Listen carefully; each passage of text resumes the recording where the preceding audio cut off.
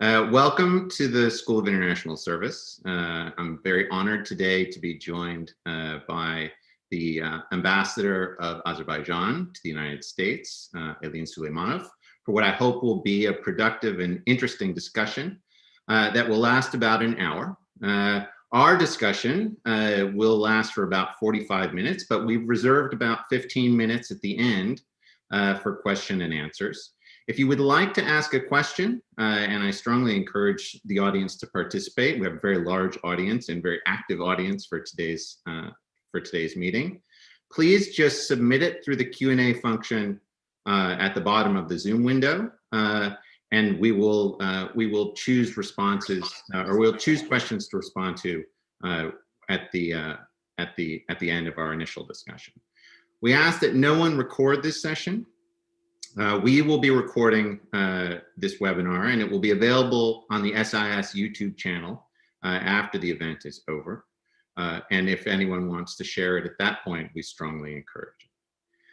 I will say that there's a tremendous amount of campus interest in the Eurasian region, and in particular in the South Caucasus. And I'm very pleased that we can have one of the two ambassadors of the countries that have been recently at war in the South Caucasus, Armenia and Azerbaijan. We look forward also to hosting the Armenian ambassador later on this semester for a similar discussion, which SIS will also host, and I will also be hosting that. We know that the recent war has made events like this very sensitive. And we're very aware that the topics that we're going to discuss today are ones that are felt very strongly by members of our community. I will say for myself that in the past semester, I had several students who were directly affected by the war, who lost family members. But it's important to remember that universities are places where we can have these types of discussions, where a broad range of views are expressed. It's important to bring these sides to the table and into conversation with each other, but also with our broader community. So I'm really looking forward to the discussion that I'll have today with Ambassador Suleymanov. Ambassador Suleymanov is the Republic of Azerbaijan's ambassador to the United States.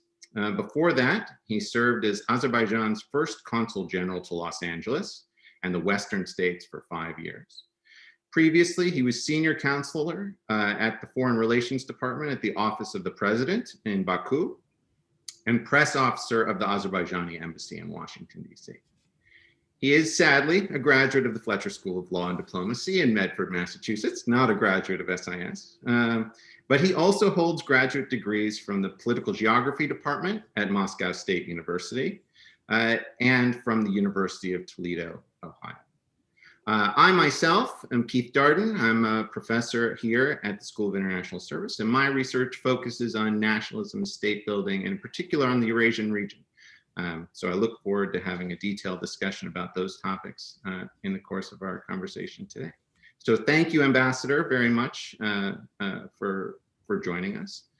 I'll start with, I think I'll try to structure our discussion today around 3 themes, all related to the recent war. Why now? In other words, what are the circumstances that led to the onset of fighting again after 25 years of negotiations? A little bit of discussion about how the war was conducted and why it was conducted in the way that it was conducted. But also looking forward at possibilities for settlement. So the first question that I have for you is really why now? There was for most of our students, for example, within the course of their lives, Nagorno-Karabakh has always been outside of the control of Azerbaijan. There's been a long period of negotiation. And so what is it that led this fall to the onset of hostilities, and in particular to a really sizable offensive by the Azerbaijani military to retake these areas by force? Did something change in the international environment in particular, right? This is a conflict that has always had a strong international component. Russia has been involved, the United States has been involved, Turkey has been involved, in some ways Iran has been involved. And I'm wondering whether there was something that shifted in that international environment that opened a window for Azerbaijan to engage in a military offensive. So if you could tackle any portion of that, I think that's a good way to get us started. Thank you, Professor Darden. I appreciate the opportunity to speak, and I'm grateful for your invitation. It's a pleasure to speak and address the SIS students. I also, though I'm proud Fletcher graduate, but I do understand that I probably missed out by not spending more time at your campus. So thank you for invitation, at least now. It's very good to be with you. I think the questions you ask are very pertinent. Those are very interesting questions. Indeed, why did hostilities resume this fall? And they did not resume this fall, as a matter of fact. If you look back a little bit at 2020, you would see that what happened in September did not happen in isolation. Let me back down a little bit, not too much into history, but a little bit. You're right that for 28 years, the Minsk group was conducting negotiations and mediation between Armenia and Azerbaijan. And the Minsk group is co-chaired by Russia, the United States, and France. Despite all the best efforts of the mediators, unfortunately, no tangible progress has ever been made. So as you mentioned, yes, I have been a UNHCR officer, and there are generations of Azerbaijani people who've been expelled from their homes, and they spent all their lives, 30 years in exile, never seeing their homes. They've been displaced. It's about 1 million people in Azerbaijan, while their homes and their lands were decimated and disturbed. So there was no real tangible progress. And mind you, a very important factor of this is that these are unequivocally a territory is recognized as a part of the Republic of Azerbaijan internationally. Nobody recognizes the entity which is called Nagorno-Karabakh as a separate. There are 4 UN Security Council resolutions calling for the withdrawal of Armenian troops and restoration of Azerbaijan's constitutional control over those territories. So the mediators proposed several elements, and they were called principles. The latest one was Madrid principles.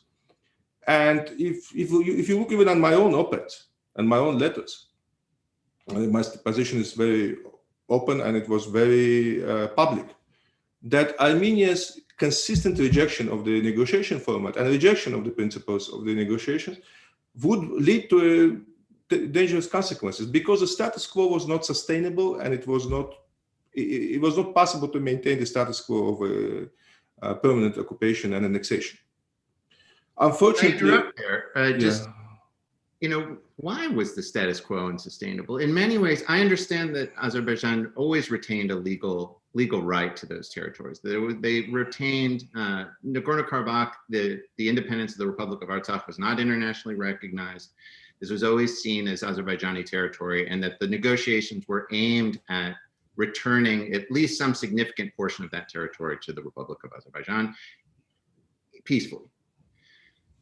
But it was quite stable, in the sense that the people who lived in Nagorno-Karabakh were ruled by the government that they felt they ought to be ruled by. In other words, they did not wish to be part of the Republic of Azerbaijan.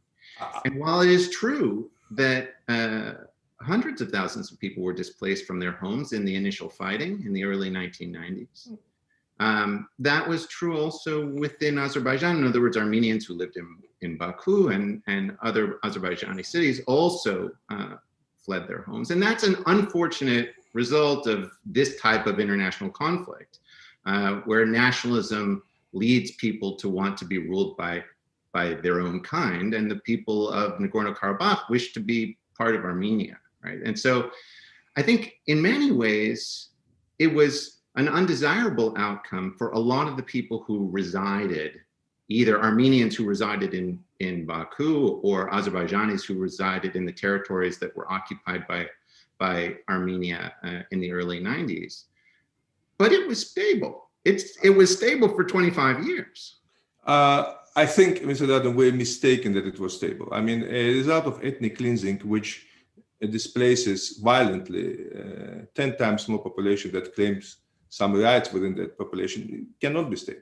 When you say people wanted, first of all, there was no notion of the people of Nagorno-Karabakh. We were talking about Armenian population and community of Nagorno-Karabakh region.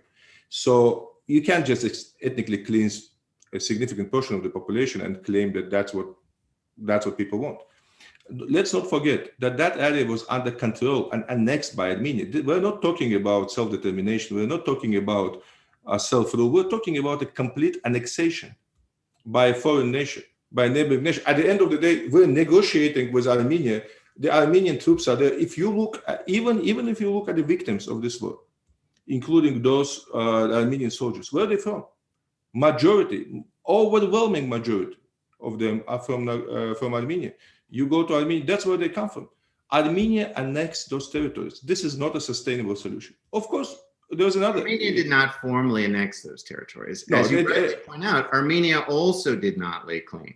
Well, actually, that is an interesting subject. I'll tell you why. Going back to the earlier question, why did it happen now? Despite all the difficulties we had between Armenia and Azerbaijan, the negotiation process was going on quite without any progress, but it was a conversation with Armenia until, I would say, 2019. In early 2019, the Armenian defense minister comes out and says, look, we reject any notion of land for peace. In fact, we introduce a new notion, new words, new territories. And later, Armenian Prime Minister Mr. Pashinyan goes to Nagorno-Karabakh and says Nagorno-Karabakh is Armenian. Now, for a long time, our colleagues, negotiators and mediators would say, look, this is just for domestic consumption. They're saying it because they're just saying it. They don't really mean it. And the former foreign minister who now resigned, Mr. Natsakanyan, kept telling us, look, don't pay too much attention. He's just saying it. Unfortunately, on July 12th, Armenia launched a cross-border attack outside Nagorno-Karabakh region in Tovuz area, very far from any connection to Nagorno-Karabakh, into Azerbaijani territory, across the state border between Armenia and Azerbaijan, nothing to do with Nagorno-Karabakh.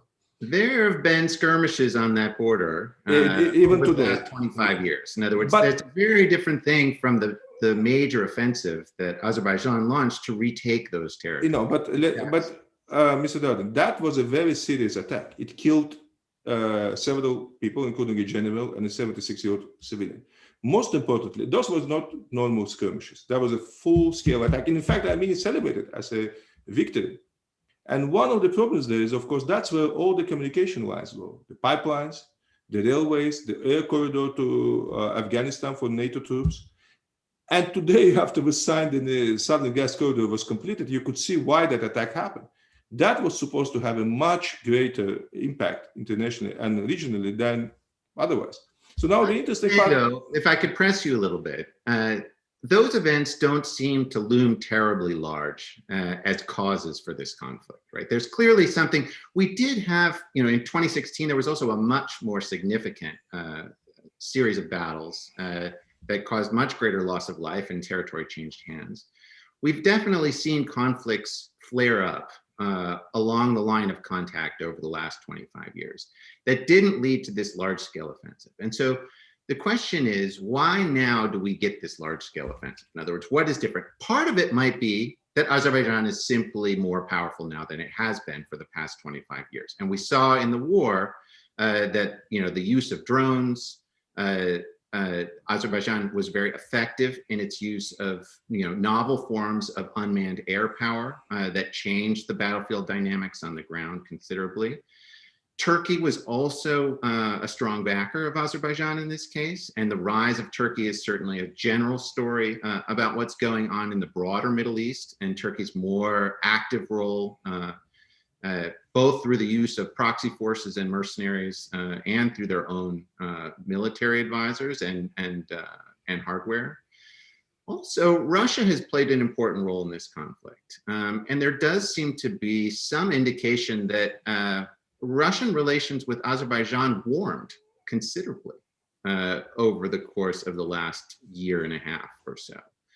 And that Russia didn't, at least initially, seem to be particularly anxious about the broader Azeri offensive against Azerbaijan, right? And so I'm wondering, and also there's the United States, right? The United States has also played a role in keeping this conflict from escalating. And the Trump administration did not seem to take an active role in this. And perhaps you could speak to that directly, since you probably had some communication with the Trump administration and the State Department in the course of this conflict.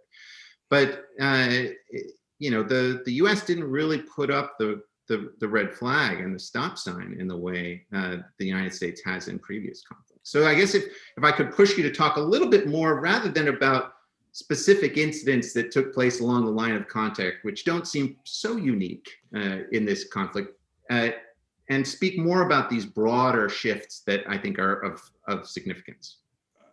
Mr. Darden, I perfectly understand what you mean, but I would argue with you that that incident in July had a very significant importance, and it was very significant. Tell you why. The big picture consists of small pieces. That's a big puzzle. It's impossible to understand without small pieces. Let's look at the event in July. Look what happens. The attack again takes place after the declaration that it will go outside Nagorno-Karabakh and for the new territories. What also happens, it happens in the area of international energy routes and transportation routes. What also happens, and that actually goes to the core of what you mentioned earlier. Interestingly, Armenia at that time was seeking the support from CSTO, the Collective Security Treaty Organization. In fact, requested that, which is the security alliance, defense alliance led by Russia. That alliance did not support Armenian claims on Azerbaijani territory. In fact, the answer was very clear that that the CSTO does include Armenia, but not anything outside Armenian territory. I don't know that's a very good question. How did Armenia miscalculate so much? I mean, how did Armenia misread the changing political dynamic in the region? How did Armenia really, and that's a question which is now a very pertinent question within Armenian domestic political discourse. Armenian colleagues of mine, and if you follow the Armenian domestic conversation, it's exactly about this. How did they miscalculate so much? And why did they try to push a very aggressive line when they knew, or at least supposed to know, that it would not be supported by anybody else? So that's how we should look at it. Another thing which also happened was in July, it was a turning point when we understood, Azerbaijan understood that Armenia really means what they say, that we don't want negotiations, we don't like the peace process. We rejected that we will only accept annexation of Nagorno-Karabakh by Armenia. That's what happened. So when those kind of... If I could push you on that too, in terms of leaders meaning what they say. You know, President Aliyev has also said things that that perhaps people have, you know, sort of dismissed as you know, bluster in the course of, you know, sort of feeding nationalist politics. For example, he said that Yerevan is the historic land of Azerbaijan, that Lake Sevan is an Azerbaijani lake, that these are territories that were historically in the Republic of Armenia, that are currently part of the Republic of Armenia, have never been part of Azerbaijan or the Azerbaijan Soviet Socialist Republic when it was a part of the Soviet Union. And so why does Pashinyan saying something similar, you know, recently, should we read that as so differently? In other words, if we are to read Pashinyan's statement as a true statement of Armenia's intentions with regard to Karabakh, should we also read Aliyev's statements with regard to Yerevan and Sevan and some other parts of current day Armenia as part of his true intentions? In other words, does Azerbaijan intend to not stop at the border of the former Soviet Republic of Azerbaijan and to continue on to true, you know, Armenian territory? Well, that's a very simple answer to this. Azerbaijan doesn't occupy an inch of the territory of the Republic of Armenia. President Aliyev was absolutely right. The territory of the city of Yerevan was actually had majority Azerbaijani population in the beginning of the 20th century. We have hundreds of thousands of people of ethnic Azerbaijani background who fled those areas as a result of ethnic cleansing in the beginning of the 20th century, and in the mid-20th century, and actually just before the conflict resumed in the 1980s. Those lands historically had Azerbaijani population. There's no question about this. There are many areas of current day Azerbaijan, including the city of Baku, that once had majority Armenian. Yeah, but I think it's a very mixed region. But let me gradually became unmixed through periods of ethnic cleansing, But I don't think that we should look at those periods of ethnic cleansing as something to aspire to. No, of course. But let me finish my answer to your question, Professor Darden. President Aliyev has repeatedly stated that we have no targets and no plans and no claims on the territory of the Republic of Armenia. In fact, that's a very important thing. In July last year, when we could have responded by retaliating against the Armenian territory, we did not do that. We did not enter the Armenian territory. At no point has Azerbaijani military responded into the Armenian territory. In fact, anytime the international border has been crossed, it was by Armenian missiles firing into Azerbaijan. Azerbaijani soldiers do not fight within Armenia. It's Armenian soldiers who fight within Azerbaijan. We have repeatedly stated we have no claims on the Armenian territory. And that's very important. If I could correct you, on December 10th of 2020, at the parade celebrating the victory in this recent war, President Aliyev said that Yerevan, Zangezur, Sivan, that these are the historical lands of Azerbaijan, right? And that they should be reclaimed step by step. That's not true. That's a wrong translation. I don't know who gave you that translation.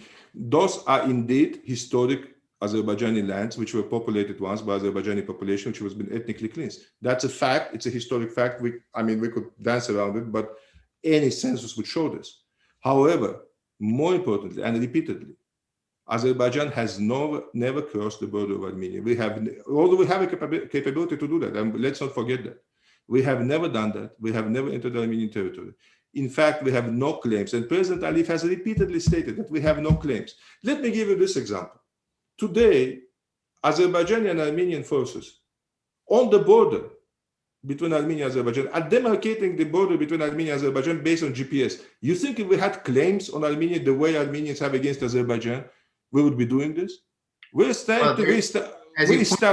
The CSTO does get activated. In other words, Russia does have treaty obligations to Armenia in the event that the territory of the Armenian Republic is violated. And so that would mean that Azerbaijan was not in a conflict with Armenia, it would be a conflict with Russia and the other members of the CSTO. And in that case, I'm not sure that Azerbaijan would fare particularly well. So there is a degree of deterrence here that is preventing Azerbaijan from realizing broader territorial gains. And it is disturbing, nonetheless, that the president makes these claims, right? So I think one of the reasons why communities get so concerned about the onset of armed conflict, as you rightly pointed out with respect to Armenia as well, is that there is always a claim to the territory, but not a desire to have the people who reside on that territory. And whereas Yerevan may have had a large Turkic population, at the turn of the 20th century, it currently is an Armenian city. And so 99.9% Armenian city. Yes, but you can see how there would be concerns around, in this conflict in particular, that there are claims to land and a desire that the people should go away. And that is a recipe in particular when borders move for ethnic cleansing. And so that's when I said that this was stable, right, for 25 years. It was in large part because that ethnic cleansing had happened, and that when you move the borders again, as has happened this fall, now Azerbaijan has an enclave, right, of an Armenian population on its territory that it has not had since 1993, right? And as a result of this, it's going to have to deal with that population and not expel them, right? They're going to have rights that are recognized. Their religious institutions are going to have to be respected. And that seems to be a very tall order in an environment that, where these two countries have been in conflict with one another for the past 25 years. And as you pointed out, there was a refugee community that was particularly anti-Armenian because they had been driven from their homes in the early 90s. And so how does the government of Azerbaijan hope to add this territory, but address the Armenian population without engaging in ethnic cleansing? That I think that's really the question that's on a lot of people's minds, particularly in Washington. Mr. Darden, those are interesting questions. I almost got a mistaken impression that you were advocating for the outcomes of ethnic cleansing as a good stability for the future. I understand you don't, but it does come across like that, because what happened as a result, the borders were not moved. What was moved was the illegal line of contact. Let me say something from the very beginning. Anything and everything that happened on the territory of the Republic of Azerbaijan. That's the most important thing to understand. This is within Azerbaijani borders. The victims of ethnic cleansing, and I lived among them in the refugee camps. I mean, my own family comes from Armenia. Completely, overwhelmingly Azerbaijani. So when we talk about this, we need to look at it realistically. I mean, look at the situation on the occupied lands. There's no stone left or stone. Everything is destroyed. Mosques used as a pig stays. Everything is destroyed. There was no housing, nothing. All this annexation and occupation by Armenia produces a destruction. It destroyed not only our lands, but also destroyed itself. Now, so does that mean you wish to visit the same destruction on the Armenian population? Of course not. Of course not. This is the question. What are you going to do to protect Mr. Darden, the right to this population? Professor Darden, look at what happened since the agreement on November 10th. About 50,000 ethnic Armenian residents in the region of Nagorno-Karabakh have returned. Azerbaijani forces within the 44 days war have not inflicted any ethnic cleansing. You think Azerbaijan could not have attacked Hankendi, the capital of the region? We didn't. Azerbaijan has never conducted any serious attacks against the civilian population. Let me give you a statistic before we go into this discussion. Let's not go there, because no. But Mr. Darden, Mr. Darden, no, but before you say that, I mean, that's an important thing. Every human life matters. I mean, we have lost a lot of people, Armenians lost, and that's not a good thing. But look at the statistic. By Armenian statistic, by Armenian own count, 50 civilians have died in a conflict zone. 50 ethnic Armenian civilians have died. That's, again, every life matters. But on Azerbaijani side, outside the line of contact, outside the conflict zone, we lost about 100 people by launching indiscriminate cluster bombs into Ganja and Bada, which are not even part of the conflict, just as Saddam Hussein did against Israel. This is what we're facing. So Azerbaijan has never really had this intention. Look at what happens now. But you're not answering the key question. That's about the nature of the war. What is going to happen now that the war has been prosecuted successfully? And as a result of the successful prosecution of the war, Azerbaijan now has an Armenian enclave, again, under territory that it controls. Currently, that area is controlled by Russia. By Russian peacekeepers. By Russian peacekeepers, but there's a time limit on those Russian peacekeepers, right? And so in terms of thinking about the future going forward, I think that those of us who are interested in peaceful settlement in this region want to know how that is going to play out, right? Because again, the rhetoric coming out of Azerbaijan is, we have been wronged by the Armenians. They have done all these terrible things. This is our land and we're going to take it. Now that that land has been taken and there are Armenians on that land, one is rightfully worried about the fate of those Armenians. So what is the fate of those Armenians in the mind of the government of Azerbaijan?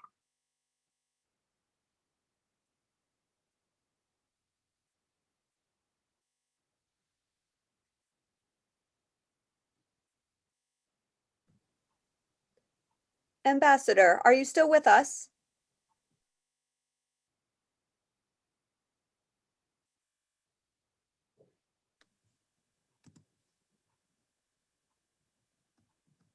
We seem to have lost the ambassador.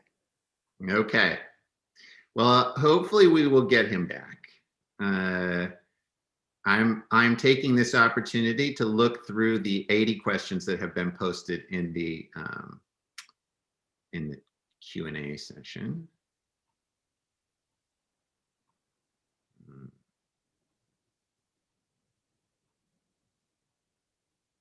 There is a broad range of questions. I will say, I hope we can, yes, I don't know what happened. I don't know what happened. Professor, I lost you at some point, but I got the message. I got your question. All right, look, you're right that we need to look into the future. I think that's an important fact. And that's exactly what we're doing. I think very often, I think even some of your questions are based on a quite a negativist view of what happens. I mean, we could focus on all the grievances for the rest of our lives. Trust me, I have a lot of personal grievances as well, and so many people in the refugee camps I saw and spent time with do too. Armenians who live in Nagorno-Karabakh have always been and will be the citizens of Azerbaijan with full rights. Azerbaijan is a diverse country. As you mentioned, ethnic cleansing in Armenia, Yerevan is a 99.9% Armenian city. That's not the case in Baku. That's not the case throughout Azerbaijan. We have Jews, we have Christians, we have others. We know how to do this. Now, I understand that there is some tension, that it's not that easy, the wounds are still fresh, it's difficult. And that's the role of the Russian peacekeepers in a way, to make sure that there is a certain calming period so people don't go into conflict directly. But think about this. What are the roots for prosperity? Look at Europe. Look at other places. People fought enormous wars. They killed each other in much greater numbers than Azerbaijanis and Armenians ever managed to do. Yet, they have built the European Union. They have talked to each other. There are now joint units between French and British militaries and French and German militaries. Why not? I don't know how far we can go with this, but the solution to the conflict is very simple. The solution to this problem is very simple. The opening of the communication lines, beginning people talking to each other, Armenians and Azerbaijanis, living next to each other, learning how to do economic exchanges. We've done that before. We did it for centuries. Look at Georgia. Look at other places. Azerbaijanis and Armenians live in peace and communicate. We could talk a lot about this inconsistencies between people. Yeah, let's not talk about that. But let's talk about this question of, because I am very interested in prospects for moving forward, because war often, as horrible as it is, provides certain opportunities in the settlement environment, right? So Armenia has been cut off in trade with Turkey and Azerbaijan for the last 20 years. And so because Azerbaijan has been successful in achieving what most people thought were the outcome of the negotiations, right? So that Azerbaijan wanted to achieve. In other words, the territory around Karabakh has been returned to Azerbaijani control. And Karabakh itself, while under the control of Russian peacekeepers, is certainly no longer a military threat to Azerbaijan, right?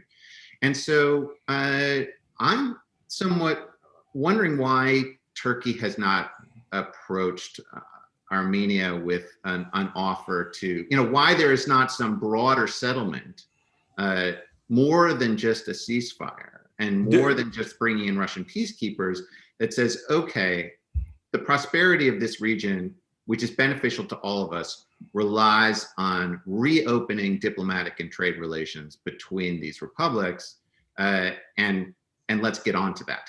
No, let me disagree and agree with you on something and disagree with that. First of all, I would disagree with you that there has not been offer. I mean, both in Azerbaijan and elsewhere, President Erdogan and President Aliyev spoke very clearly about the formats of regional cooperation called 3+3, together, involving all the neighbors, including Turkey, Georgia, Russia, and everybody else. Yes, obviously, Armenia has been an isolated country. And let me say, that actually goes back to one interesting point when you said why occupation was unsustainable. Think about this. The borders of Armenia with Turkey and Iran are guarded by Russian border troops. Today, the borders, which is being demarcated between Azerbaijan and Armenia, is also guarded by the Russian border forces, but at the request of Armenia. So a country which cannot even control its own borders with its own troops really should not occupy other people's lands. I mean, that's as simple as that. In order for Armenia to become sustainable, to become an finally independent country, 30 years after declaration of independence and the fall of the Soviet Union, what we need is a development, cooperation, and economic cooperation. That's not that difficult. We are talking on January 30th, the Deputy Prime Minister of Armenia and Azerbaijan met in Moscow together with the Russian Deputy Prime Minister, talking about reestablishing the transportation links, be it a railway connection, highway connections, integrating Armenia into the region. I think, of course, that's a decision for the Turkish side to make. Turkey is a sovereign country, I cannot speak for them. But I think Turkey would be open to working with Armenia and Azerbaijan if it brings a general benefit to the region. Let's take it for a moment away from Armenia. Look at what Azerbaijan has done. Azerbaijan has worked very carefully to build regional integration infrastructure. I mean, example of our relation with Georgia is exemplary. It's a stellar example of post-Soviet Eurasian integration and cooperation. We just now signed an agreement with Turkmenistan on expanding the energy cooperation in the region, connecting Central Asia to Europe and the Black Sea region. We just completed the Southern Gas Corridor, which is the most important project of the energy security in Europe and in the Balkans. Now, Armenia has been away from it because it pursued ethnically driven policy of isolation, self-isolation from everybody else. That now it can change. Well, now it change, correct? I mean, I think that now that Armenia has lost the war, and Azerbaijan has achieved what it hoped to achieve in the negotiations that lasted for 25 years, and in principle, what was impeding the resolution of, and impeding the improvement of ties between Turkey and Armenia and between Armenia and Azerbaijan was this issue over Karabakh, which is now, the situation is fundamentally changed.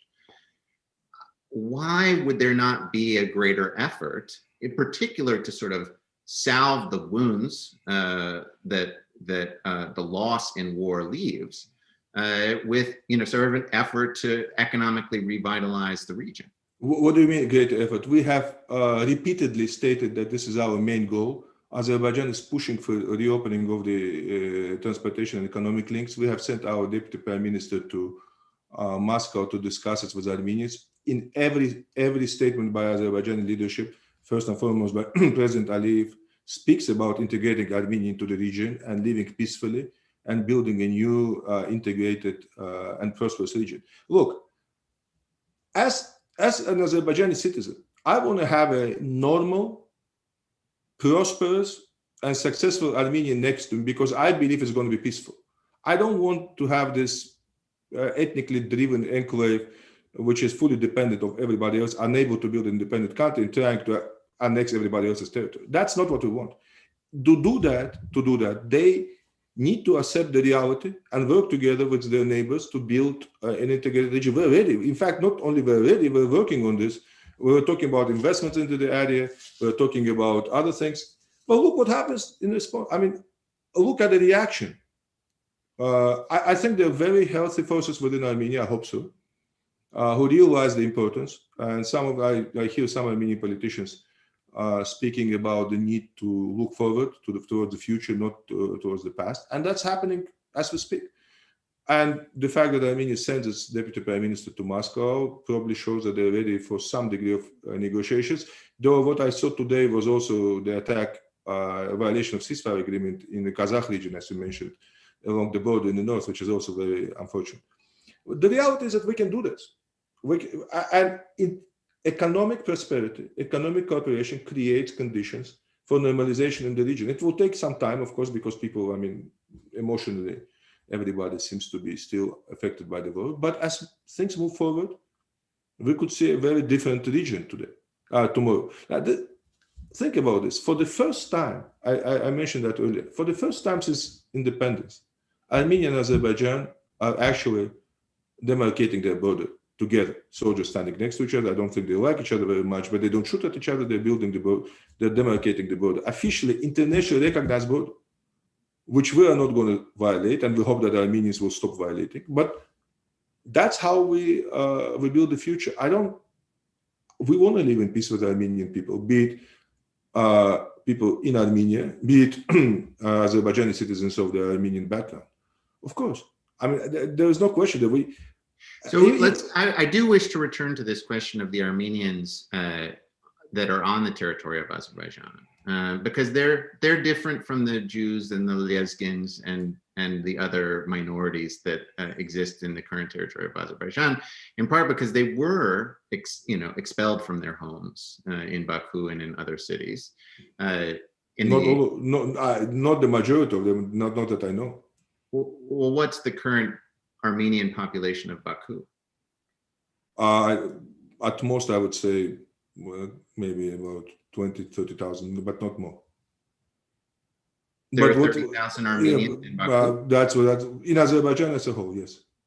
but not in Baku. No, Right? some in Baku. Okay. But I think the concern is that that group, because of, not all ethnic cleavages are the same. In other words, the hostility towards Armenians is much higher. And so the incorporation of those populations and giving them legal rights, particularly given that Azerbaijan is not a democracy, right? And so No, that depends. That's what depends what you mean. We don't occupy other people's land and commit ethnic cleansing. That if you call that democracy. No, but democracy in the sense that that individual rights are not as strongly protected in Azerbaijan as they would be in a democracy, and therefore specific group rights of Armenians might not be as well protected, because even Azeris are not as protected from the government on the territorial. I think we have a serious disagreement. It's harder for non-democratic regimes to protect the rights of their populations, right? Because I think we have a serious disagreement on this with you, Professor, and I don't know how much this is pertinent to this particular conversation, but let me disagree with you. Okay. I think Azerbaijan is a quite a representative society. We all have challenges in democracy, all of us. And trust me, I am sitting with you together. We're in a city which is surrounded with a heavy police presence, National Guard presence, and I was present at an inauguration which had a lot of fencing and barbed wire. So let us be a little bit careful. We all live in glass houses. I've never criticized anybody else's. Some houses are more glass than others. I think yes. Whatever problems the United States has with democracy, we don't imprison journalists. And I think there are many people who would disagree with this. But once again, but I don't think this should be the focus of our discussion. You brought it up. I brought it up in the context of guarantees of rights. And so if one is concerned about the ability of Azerbaijan to create an environment where the rights of the Armenian population on its territory will be preserved and respected, it's perfectly reasonable to raise the fact that if it's a non-democratic regime, the rights of citizens in general are somewhat curtailed, right? And so the rights of a specific population that has been targeted, particularly in the nationalist rhetoric over the past 25 years, one has reason to be concerned about that. Once again, I strongly disagree with you on your judgment. I think it's easy to say things like this when you actually don't live in the region and don't have to put up with the realities of the region. However, no group in Azerbaijan, as you say, has been discriminated based on their identity. No Jews, nobody else actually has complained. And yes, there are of course challenges in any society. We try to address them and we try to deal with them. Now, Armenian population in Nagorno-Karabakh, we have repeatedly stated that as they're part of Azerbaijan, they will be provided equal rights to everybody else. Just because the co-ethnics from Armenia annexed and ethnically cleansed everybody else from the region doesn't provide you with special rights. I mean, you don't get extra bagels because you killed other people and go to Guantanamo. I mean, that's not how it works. But there should be no discrimination whatsoever. I agree with you. There's no question there. Armenian population should not, in Nagorno-Karabakh, should feel no pressure based on their identity or anything else. That's normal. That's a normal behavior. However, we should also remember that about 1 million people expelled from those areas should also have rights. They have rights to come back. They have rights to be living there. You mentioned, and they clearly will have those rights now. Yeah, yes, of course, but there should also not be the rights to return home and anything else should. And for instance, the right to walk their lands. And even today, we had civilians blown up by landmines because Armenian forces deliberately destroyed the forest and planted the landmines. It should also be respected. Now, think about something else. You mentioned Armenians from Azerbaijan. That's true, but there are also many more Azerbaijanis who were ethnically cleansed from Armenia.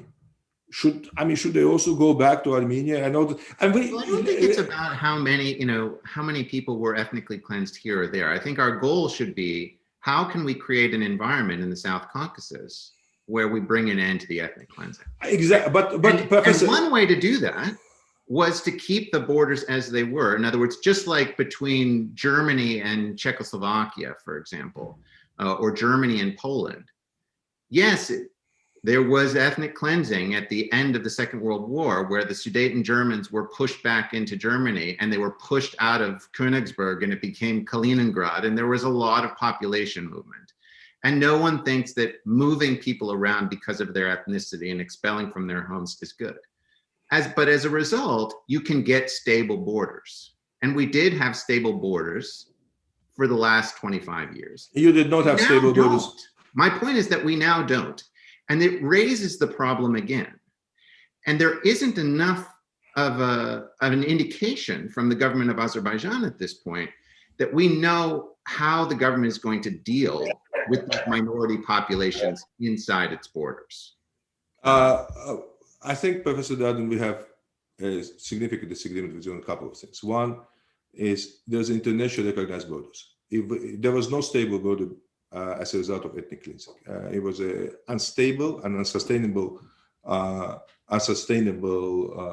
line of contact, and you could see it was not even defensible. Armenians were unable to defend it because it was overstaged, because they can't defend their own. I mean, how can they defend the line of contact if they cannot defend their own legal border? That's one thing. The other thing is that, once again, I have a disturbing vibe that you do want to endorse the outcome of ethnic cleansing. I don't like that. I tell you why. I tell you why I don't like it. You see, here's what disturbs me here as well is that, Professor, you hold Azerbaijan, which is a diverse and inclusive society, as more responsible than homogeneous, ethnically cleansed Armenia itself. Now, what is the example? Yes, when you are diverse, when you have inclusive societies, when you have diverse population, you have more challenges. That's normal. That's true for the United States. That's true for everybody else. Yes. My question is simply, how does Azerbaijan plan to address that challenge? Because this is a new challenge. They have not had the population of Armenians inside their territorial control for 25 years, 28 years, and now they do. We know how to do those things, because we have had population of different ethnic backgrounds, unlike Armenia, and they have been incorporated. If they had grievances and issues, it was addressed. I mean, look at the United States. We're not different from anybody else. Armenians and Azerbaijanis are not different from French, Germans, Americans, Mexicans, and anybody. You wouldn't suggest that solving a minority issue in the United States is by ethnic cleansing, either majority or minority. That would be insane. What you do, when you have a minority, yes, that is a solution. The question is, how do you address the existence of minorities? And I don't think what's clear from this conversation is that the government of Azerbaijan does not have a clear idea. I would disagree. I would disagree with you strongly, Professor Darden. One is that the incorporation of the territories and the people who live there, currently the Armenian population in Nagorno-Karabakh, has a very strong economic and socio-economic compact. First of all, if you want the people to live there and to successfully live there, they have to have some means for survival. And that means that we need to build economic projects, incorporation, and integration. That actually goes not only for Nagorno-Karabakh Armenians, but also goes for Armenia itself. If Armenia remains economic backwater as it is, I think they should be more concerned about this than about anything else. That would probably get depopulated as it is now. So one of the things we want to see is a more successful economic development in the region, which will provide basis for peace, prosperity, and and coexistence. And that's a basis for everybody else. I mean, when people have nothing to eat, they really don't go that peaceful. And that's the reality not only there, it's also the reality in America and anywhere else. The other thing which I think you're missing is, I don't know what the sources of your information are. President Aliyev said a very interesting thing. He said, look, after the war, Azerbaijan restored its control over its territory, which should be celebrated because of the international law, because as a victory of international law, and also because it enables the return of the enormous numbers of Azerbaijani displaced population. That by itself is a very good thing. But it also means that we will now live, as you pointed out, next to our Armenian, I don't want to say neighbors, our Armenian citizens. That means for Armenians that they have to accept that they have to live with Azerbaijanis as their neighbors and friends and colleagues. But it also means for us that we have to accept and live and learn how to live. Maybe that means learning anew. I don't know.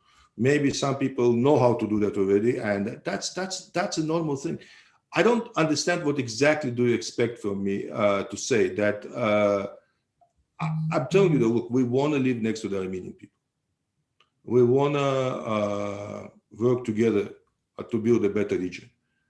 I think that's the key. Armenians in Nagorno-Karabakh will have the same rights as anybody else, no more, no less, just like any other citizen of Azerbaijan. And our goal is not to discriminate. Now, of course, given the consequences of the war, and that's why we have a peacekeeping force there, which is a Russian peacekeeping force, to enable this type of normalization.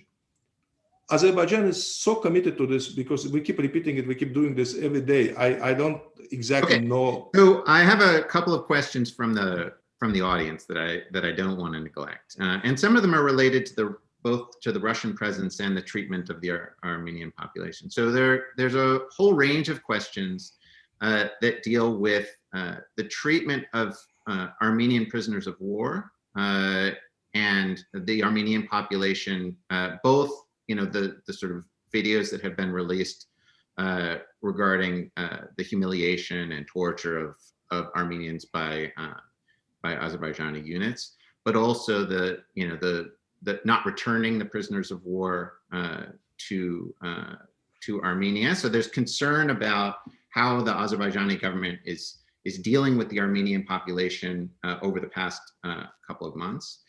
And the other question pertains to Russia and the control of this territory. What is the long-term vision for what happens to the territories of Karabakh that are currently under the control of Russian peacekeepers? In other words, what is the presumed timeline? Is this going to be a permanent Russian presence in the region? It's, as you pointed out, it's Azerbaijani territory, internationally recognized as such. And so it's a little bit awkward to have Russian peacekeepers have a permanent presence there. So what do you envision? So both the question of the treatment of Armenian prisoners of war and Armenian population when the troops were advancing, and this question of what are we going to, what do we anticipate the Azerbaijani government is going to do regarding the Russian presence? Thank you. First, we have to separate the issue of Armenian population, peaceful population, and the occupation army by Armenia. Those are different things. Occupying forces on the territory of Azerbaijan are occupying a hostile force. Armenians living in Nagorno-Karabakh, Azerbaijani citizens, peaceful civilians, those are different. As you know, there were some allegations about mistreatment of even the prisoners of the war and Armenian soldiers. Some of it we have to be very careful. This is 21st century. There's a lot of fakes and videos which are not reflecting the truth. However, the Republic of Azerbaijan has taken a very significant step. The prosecutor's office has announced the prosecution of several members of Azerbaijani military on these allegations, and they're now being under investigation and arrested. Now, this is much more than Armenia have done. Remember, every single accusation goes both ways. Human Rights Watch, Amnesty International, everybody acknowledged a significant accusation to Armenian forces, occupying forces illegally on the territory of Azerbaijan, by the way. This is also an important addition to this. Killing and maiming and torturing civilians and military personnel, yet no single persecution has ever happened. In fact, since the last conflict, the president of Armenia, former president of Armenia, Serge Sarkisyan, openly acknowledged that he engaged in a war crime by committing terror in Khojaly. No persecution, nothing. This was in the early 1990s, late 1990s. Yes, but yeah, so we're talking about, no persecution ever happened in Armenia. We, on the other hand, are persecuting, and I agree with you. Every single case, if there's if the crime was committed, if mistreatment was commissioned, then people should be persecuted, and not because of Armenians, because of ourselves, because this is really not. This is violation of our own laws. We shouldn't allow that to happen. So on that, I think I agree with you. On the prisoners of war, Azerbaijan always supported the principle for all. In fact, Armenia for a long time rejected the principle all for all, trying to be selective about this. Since November 10th, I think over 1,000 Armenian soldiers, POWs, were returned to Armenia. Some were returned from Armenian side to us. I mean, just recently, 5 more people were returned. When it comes to the latest group of 62 people, those were not prisoners of war. They were introduced into the areas which were given to Azerbaijan by the agreement signed by the Prime Minister of Armenia. They were sent there from Armenia, they are not even from Nagorno-Karabakh, to commit specifically terrorist acts and kill people. They will be investigated, those of them who are committed crimes and committed murders after the ceasefire agreement. I mean, this is not during the war. That's a very important thing. That's one thing. The people, but I think in general, this is a conversation which is happening with the support of ICRC. This is more of an issue which has to be addressed in a conversation, and it is happening. So, I mean, nobody's trying to avoid this conversation. But what happens is that we need to address every concern which has, and Azerbaijan has a lot of concerns. I mean, as you said, from the beginning of the war in 1990s, we have about 4,000 people missing and possibly dead, and we have no information about it. Now, on the second question on Russia, look, we're a sovereign state. I would much prefer that there would be no any foreign presence on our territory. But realistically speaking, and to address what you said, we do want to make sure that at the end of the day, there's a lasting peace. Azerbaijan does not want to expel or ethnically cleanse the Armenians. We had every opportunity to do that. We had every opportunity to attack Hankendi. You know this. We did not do this. Why? Because we don't want to see major ethnic cleansing. We don't want to see hundreds of dead civilians. That's why the way the war was persecuted, it was to cause as little civilian damage as possible. You could see that. In fact, the fact that 50,000 people returned just in a couple of weeks to Hankendi shows that there was no mass distraction in Hankendi. Pablo Gonzalez, a Spanish journalist who was there during the war, said Azerbaijan is targeting military targets. I mean, those are very important things. It's not because we're inherently good people or anything, it's because we don't have that objective. This is not what we want to do. And in order to ensure long-lasting peace and subdue the emotions and pain of the war, I think Russian presence, military presence, and peacekeeping presence at the moment is a necessity. It is defined by a 5-year limit, which is extendable, but I don't really know if the Russian peacekeepers want to be there for that long or any longer. The question is this: if Azerbaijanis and Armenians learn how to live next to each other in peace and prosperity, we don't need any peacekeeping force. We can live without peacekeeping force like neighbors, like everybody else, like people like Azerbaijanis and Armenians live in Georgia and elsewhere. So my question, the answer to your question is that I do hope that by the end of the 5-year period, neither Armenians nor Azerbaijanis would need a peacekeeping force. So that's the key. However, for that, we need to change the negative discourse, and we need to change the conversation based on mutual accusations. Let me touch on this a little bit, Professor Darden, something that you were a witness. No, this is very helpful. I think it's really constructive.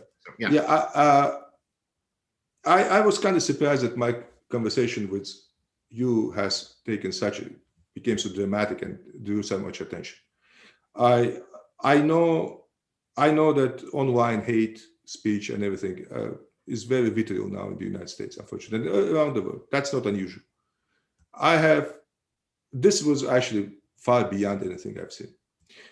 I know that you're inviting my Armenian counterpart. I hope and trust that he would not be subjected to the same personal attacks, to the same hate speech I have been subjected. Because he speaks for his, and that is, look, he represents a country for 30 years occupying my land illegally. He represents a country which has inflicted enormous pain on our people.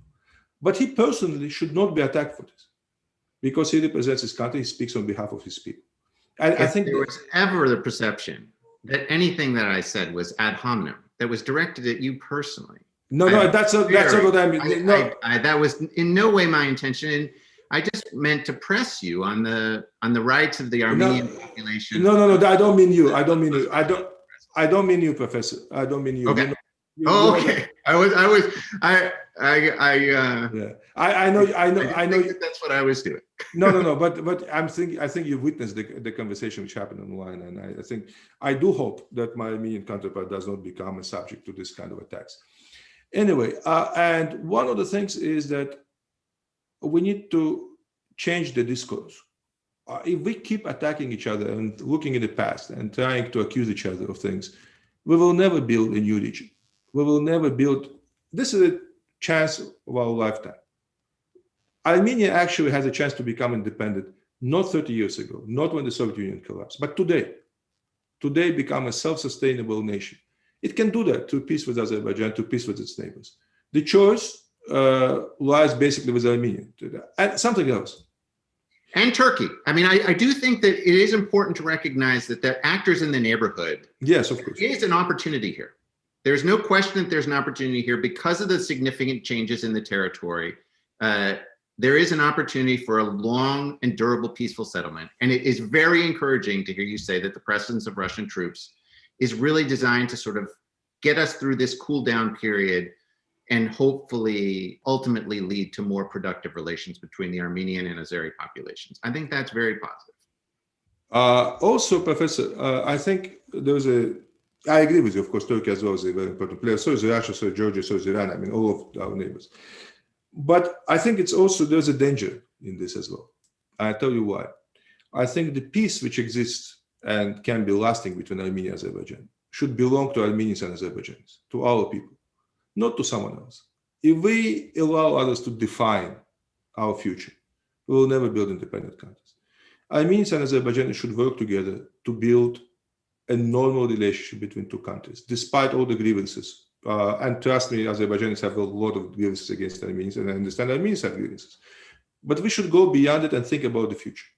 It belongs to us. It doesn't belong to Russia. It doesn't belong to Turkey. It doesn't belong to the United States, for that matter. Nobody, to us. And if we can do that, we can do that. If we can't do that, then others will always define who we are and our future. I think that's very important. And for that, civil discourse is very important. And even if you look at your comments and questions and answers, you would see that what we're really missing is a civil discourse and looking to the future. I know there are emotions, but my question I always ask my Armenian counterparts and colleagues has been, how do you want to see the future of your country? What do you see your country like in 20, 30 years? If they honestly answer that question to themselves, I know they will choose to work with us and build a better region. But that's a question I cannot answer for them. They should answer for themselves. Azerbaijan has answered. I look forward to having that conversation with the Armenian ambassador sometime in the next few weeks. So I do think that this is important. And I wanted to pose that same question to you because I do think Azerbaijan's vision of the future and its vision of its relationship with the Armenian population is very important to that long-term stability and that long-term progress. And I'm very encouraged by our conversation, and I wish you all the best and all luck in your endeavors. Thank you, Professor. Thank you for your invitation. Thank you very much.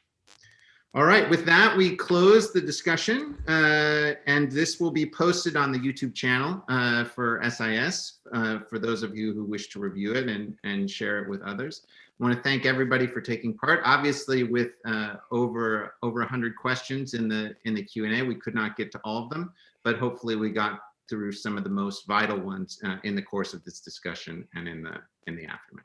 Thanks very much.